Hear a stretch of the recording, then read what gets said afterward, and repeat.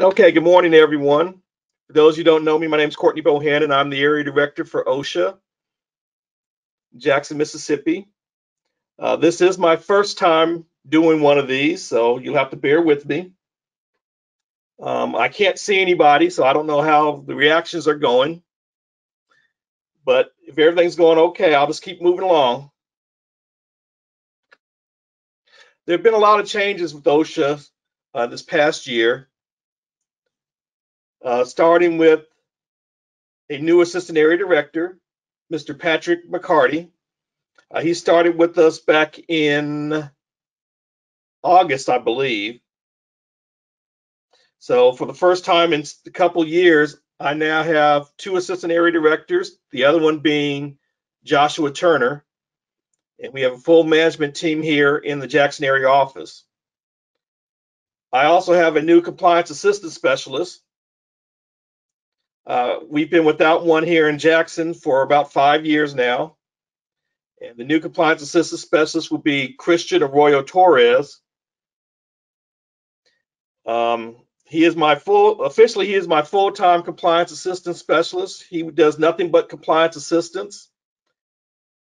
Unfortunately, the region has taken him for about half the time, and he's going to be doing VPP inspections. So you may see him out there. You may see him coming to your business as he goes door to door through industrial parks. And you may see him at MMA meetings and conferences in the future. Next, I added 3 new inspectors or compliance officers to my staff. They are all safety people, and they've all, well, 2 of them started within the last 2 months, and the last one started, or the first one started back in February. But due to COVID, we've had problems getting them trained, so they're not allowed to go out and do any inspections at this time on their own. But we do hope in the near future that they'll be able to go out and do inspections. Some changes here in the office, specifically, since COVID has started, we have not been allowed to have any visitors in the office. So you can't come in to do any type of informal conferences, file complaints, or just speak to us in person. And as a side note, if you have to do any business down in the federal building, masks are currently required to enter the federal building.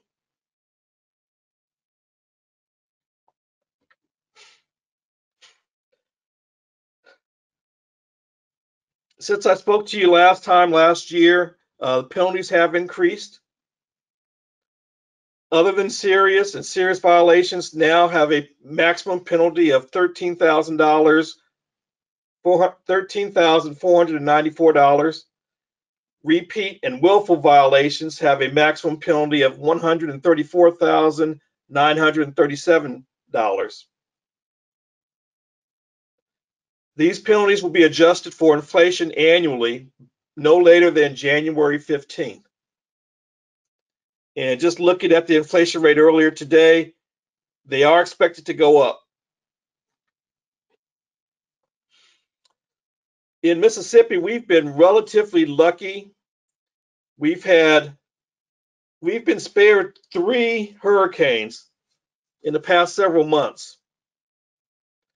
But if your business is exposed to a hurricane, tornado, some type of weather disaster, here's some things that you need to take a look at.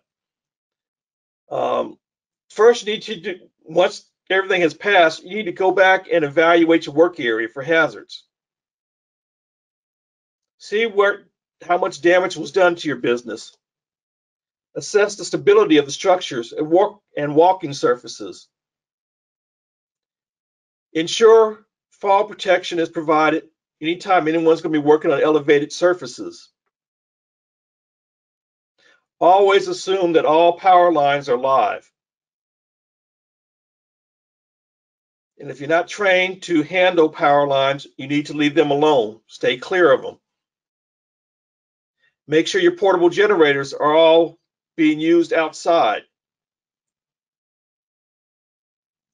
Operate chainsaws, ladders, and other equipment properly. And last, make sure you're using the appropriate personal protective equipment. If you're operating a chainsaw, you're going to need hearing protection. You're going to need eye protection if you're doing any type of cutting, chipping, or grinding. You may need gloves if you're handling debris.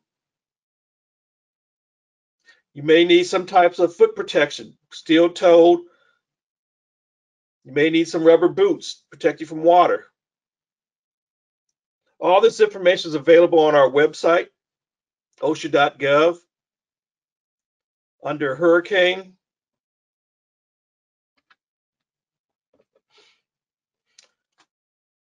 This hasn't changed much over the years. There's the last bullet I did want to talk about a little bit. But remember that all work-related fatalities must be reported to OSHA within 8 hours.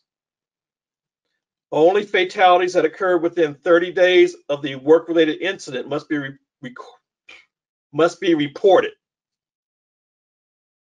All work-related inpatient hospitalizations, all amputations, and all losses of an eye must be reported within 24 hours. This also includes COVID. So if you have an employee who caught COVID at work,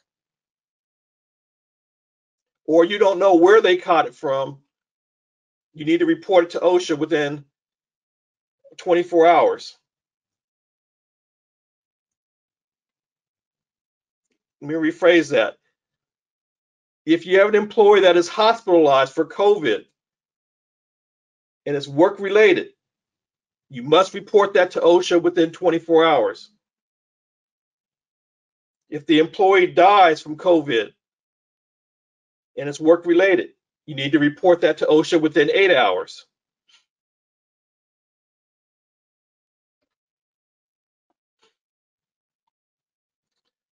We've had a heat campaign for the last several years where we're asking employers to monitor their employees for heat. Make sure your employees are aware of what the signs and symptoms of heat are.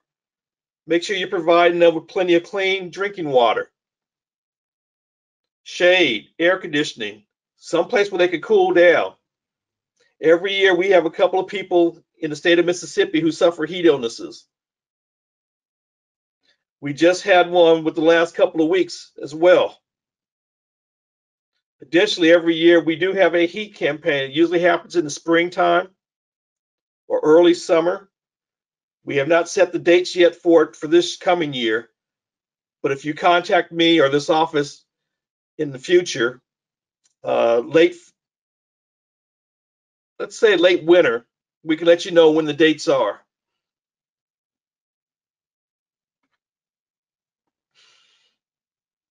Workplace violence. This is something that is still happening in the state. We have not had a workplace violence death in a little while, but we have been getting lots of complaints and calls from employees saying that they've been threatened by their supervisor, they've been threatened by a fellow employee, they've been threatened by customers.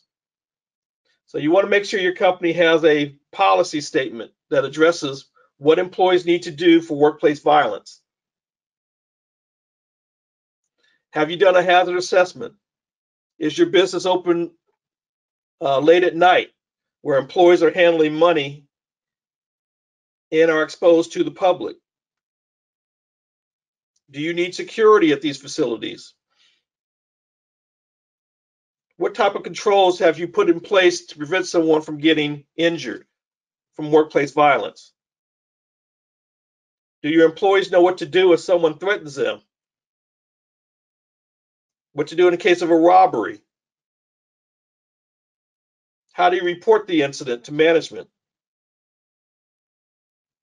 These are all things that you need to address, and there's information for this on OSHA's website under workplace violence. We've had a rough year here in OSHA. For FY20, which just ended September 30th, we had 22 fatalities that we investigated.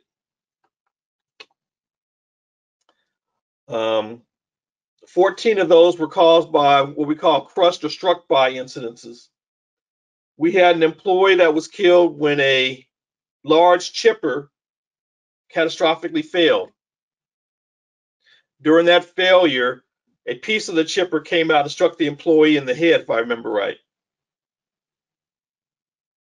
We had another employee who was killed when he was trying to unjam a piece of equipment.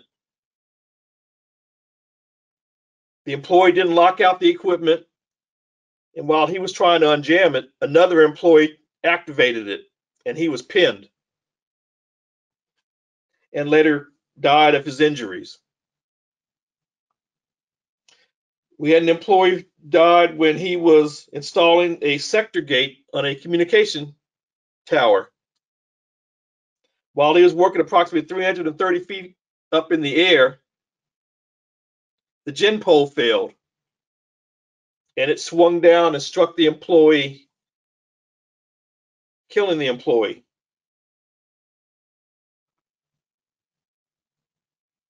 We had another employee who was working with a workover rig, and they were workover rigs. I guess the best way to put it is they renovate the oil well system. So every now and then you have to take all the pipes that you put down in the ground, bring them up, inspect them, refurbish them, put them back in the ground. So they were on the last stand when there was a failure, and the drill line broke, causing the hoist to fall down, striking the employee.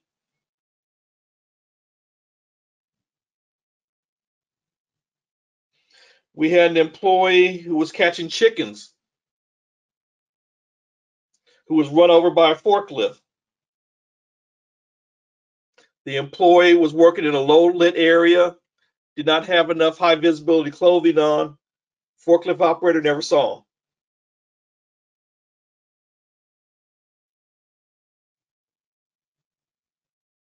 Company had rules that the employee wasn't supposed to be over there where he was, but the operator wasn't expecting him to be there, but he still couldn't see him because he did not have enough high visibility clothing on to illuminate him in the low light situation.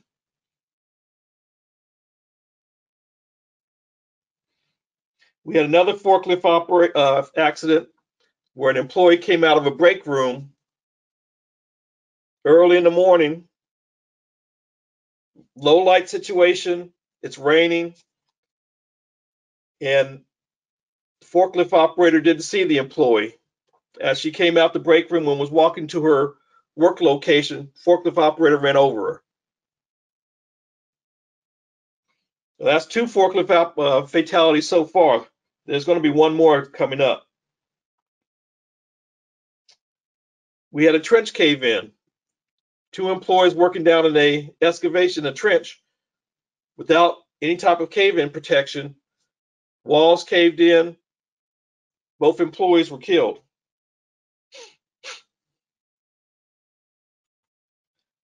We had an employee replacing the brakes on a propane gas truck. He had jacked it up, put jack stand under one end, had a jack on the other end.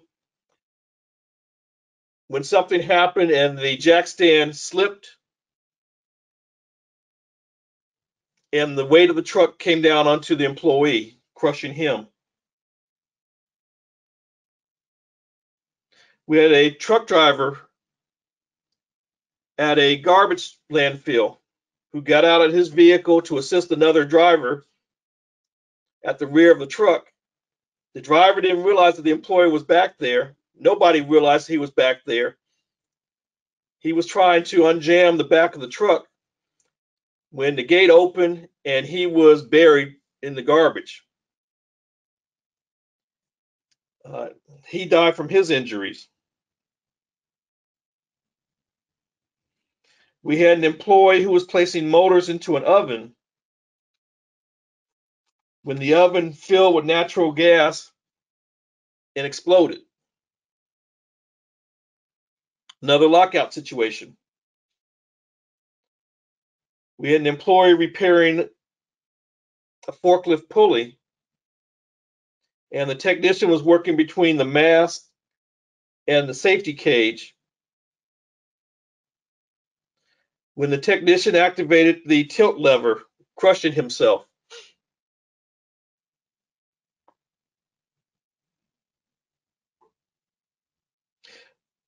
The next one, we had employees who were sitting on the ground waiting for a track hoe to arrive so they could dig a trench for a water main installation. The track hoe, as it was coming down the street, struck an overhead guy wire, causing the top half of a utility pole to break and fall, striking an employee.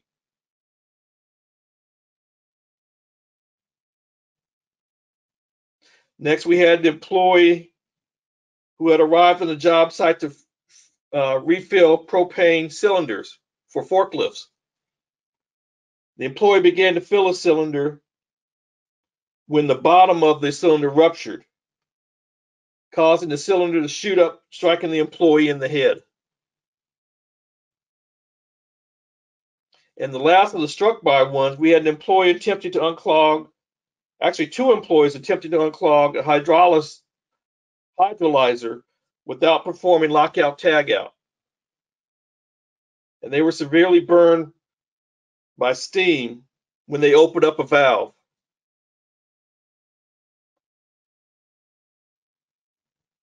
Moving on to the falls that we've had this year.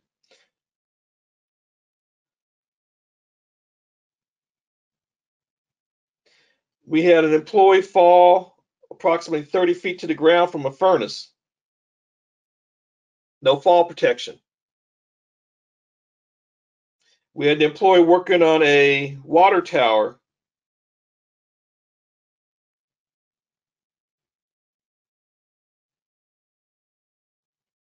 Now they're working from a cell tower, attaching sections 5, 4, and section 5 together on the tower, approximately 80 to 90 feet up in the air. While they were bolting the sections together, on one of the 3 legs of the tower, one of the employees fell. They weren't provided adequate fall protection.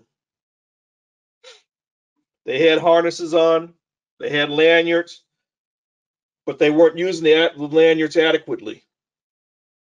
As they climbed the tower, they were attaching their lanyards to the bolts, the step bolts. And if you know what a step bolt is, it's really just a bolt attached to on one end of a structure. There's nothing to keep that hook or lanyard from coming off the step bolt. So they weren't provided adequate fall protection. The last one for the falls, we had an employee climbing the interior of a permanent ladder to an elevated catwalk to install a running line to the catwalk guardrail system. On the catwalk, there was a section of the floor that was missing, and what the employer did is they had put up a 4x4 beam as a warning to let you know not to go over there. Well, the employee ignored that and still went over there and then stepped right into that opening and fell, I believe, about 80, 90 feet to the ground. We had one electrocution. The employee was working on a HVAC system by himself. It was storming when he was electrocuted.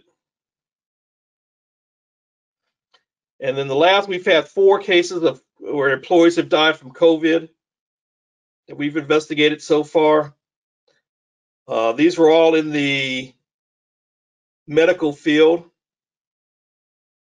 We've had ambulance service, we've had nursing homes, and I think we've had 1 hospital.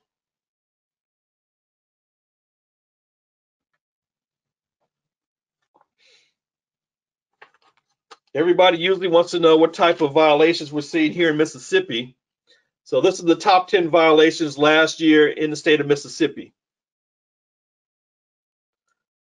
It hasn't changed a whole lot. HAZCOM, lockout, tagout are still in the top 10. And that's very unfortunate because we see them in the top 10 year after year, decade after decade.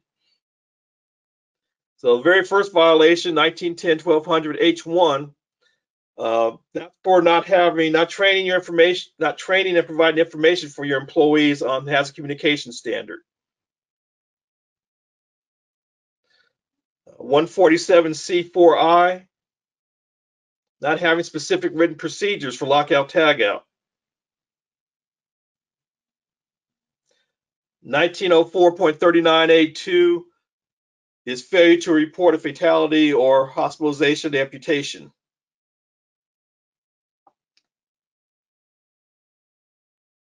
1910-212A1 is for failure to provide machine guarding.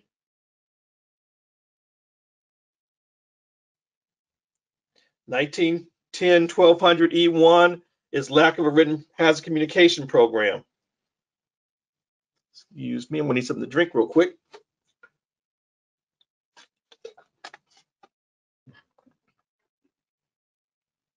(1910-147E6I), that is lack of a periodic inspection. On an annual basis, you're required to go back through your facility and audit your lockout tagout program to make sure the procedures are adequate for each type of equipment that you utilize. The next one, number 7, is going to be Section 5A1, or the General Duty Clause. And this is just something that OSHA does not have a specific standard on that we can utilize. So failure to wear your seatbelts on a forklift can be cited under the General Duty Clause. Utilizing PVC pipe for compressed gases is a violation that can be cited under the General Duty Clause. Not following the manufacturer's instructions for a piece of equipment can be cited under the General Duty Clause. So there are several examples there that you can utilize. 1910.22A1, that's a housekeeping violation.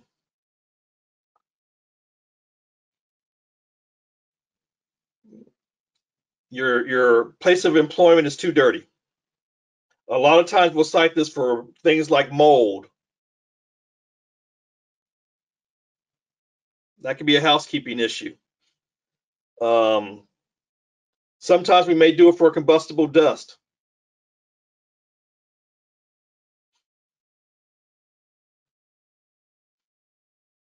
(1910-305G14A), that is using temporary wiring in place of permanent wiring. So you're using extension cords everywhere for things that are permanent. It's okay to use an extension cord for an electric fan, for a handheld drill, portable equipment, but you shouldn't be using them for equipment that is fixed to one location, is not going to be used, not going to be moved. And the last one is 1910-147C1. That is for not having a written lockout tagout program.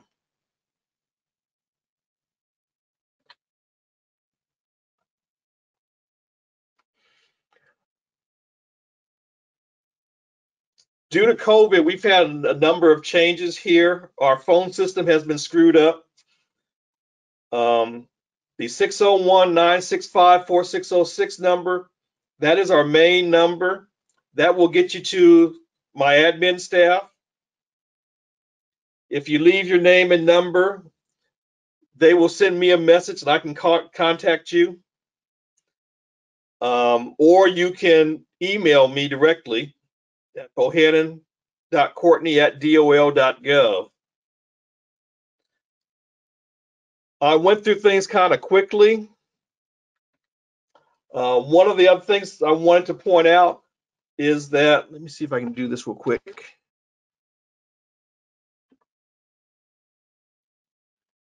Let's see.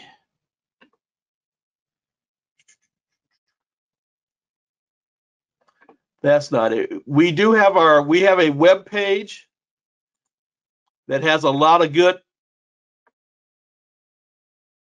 information about coronavirus. The splash, this is the OSHA web page, and here is the splash for coronavirus resources. If you click on to learn more, probably everything you want to know about coronavirus that OSHA has. There's handouts, guidance materials, and there is one down here I want to show you if I can. There's a return to work, and I can't see it.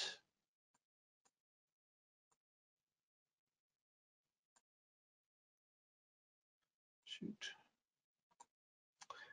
There is a return to work guidance that is out right now. And I can't find it right now. Let me try it this way then.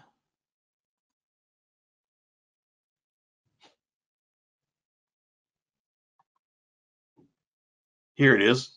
Guidance on return to work. If you have some time and you've been shut down for a while and you're trying to get your people back into the office, please take a look at this document. It'll give you some guidance on how you should be returning to work, what things you need to take care of, what things you need to look at.